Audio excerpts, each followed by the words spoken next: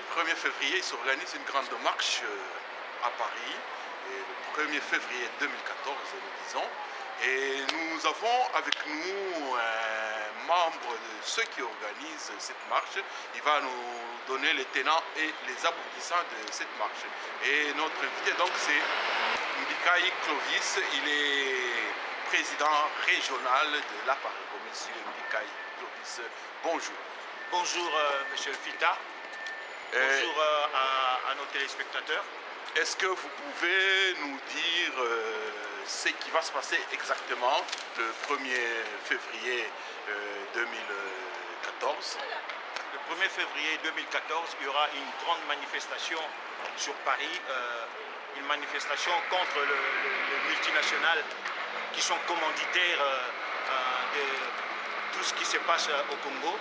Tout ce qui est comme guerre au Congo, ce sont ces multinationales qui sont des commanditaires. Kanambe, qu'on appelle Joseph Kabila, n'est qu'un pion que nous considérons comme des tentacules parce que le président national de l'APARECO, Honoré Ngwanda, a toujours comparé les systèmes établis sur le Congo comme étant un système mafieux sous forme d'une pieuvre. Et la tête de la pieuvre, c'est justement ces multinationales, puisque nous nous sommes occupés des Kanambe alias Joseph Kabila voici un peu plus de 7 ans. Maintenant, nous sommes convaincus que tous les Congolais savent que Joseph Kabila s'appelle Hippolyte Kanambe et que Hippolyte Kanambe est rwandais et que le Congo est sous occupation. Donc ce travail étant accompli, nous nous sommes dit nous allons cibler maintenant les multinationales qui sont les commanditaires de tous les maux que nous connaissons au Congo. Comment expliquer subitement vous occuper des multinationales? Ces multinationales ont toujours existé. Pourquoi les avoir laissées tranquilles durant si longtemps et subitement vous avez décidé de les attaquer?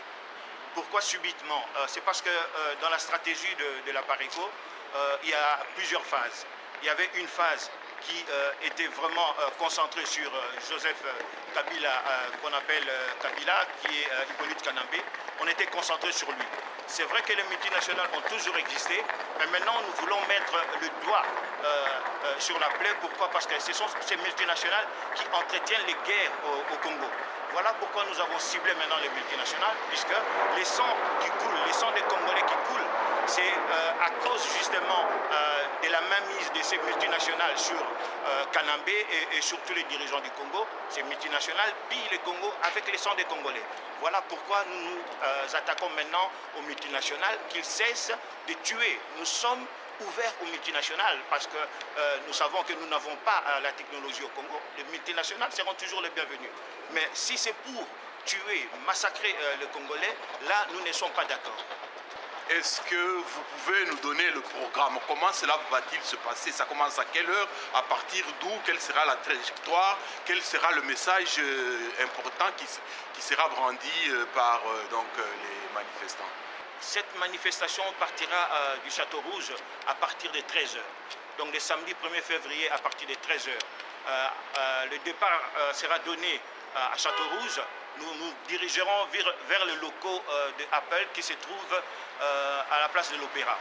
Nous allons nous diriger vers Apple. Pourquoi? Parce que nous considérons que Apple, avec tout ce qui est appareil téléphonique GSM, nous considérons que ces appareils, à partir du moment que ces appareils sont fabriqués avec les coltans pillés au Congo, nous irons aux locaux de Apple avec nos GSM fabriqués par Apple. Nous irons les déposer devant les locaux de Apple pour signifier à Apple que si c'est pour piller les coltans avec les sangs des Congolais, nous ne sommes pas d'accord. Un mémo sera même déposé au bureau de Apple pour lui signifier qu'il peut continuer à fabriquer ses appareils téléphoniques, mais pas avec les sangs des Congolais. Et une fois la manifestation terminée, le suivi pour qu'on s'assure qu'il y aura un résultat à brève échéance, comment ferez-vous pour avoir un suivi et qu'il y ait un résultat, une réponse des sociétés que vous attaquez? Ceux qui connaissent l'APARECO, nous avons un site. Nous demandons à tous ceux qui voudraient connaître les suivis de consulter régulièrement les sites de la Pareco. Et là-dessus, il y aura tous les résultats de notre démarche vis-à-vis, pour le moment, de Appel, puisque dans l'avenir, nous allons nous attaquer aussi à d'autres firmes. Pour le moment, c'est Appel, mais le suivi, je vous prie de visiter régulièrement les sites de la Pareco, où vous aurez tous les commentaires de notre démarche. Oui, un dernier mot pour la mobilisation.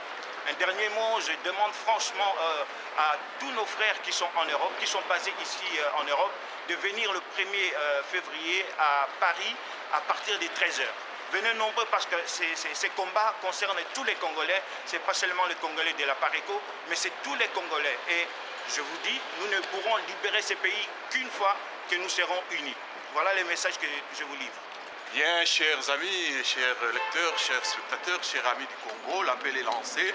Nous espérons vous voir nombreux à Paris ce 1er février 2014 pour cette grande marche contre le multinational qui pille la RD Congo.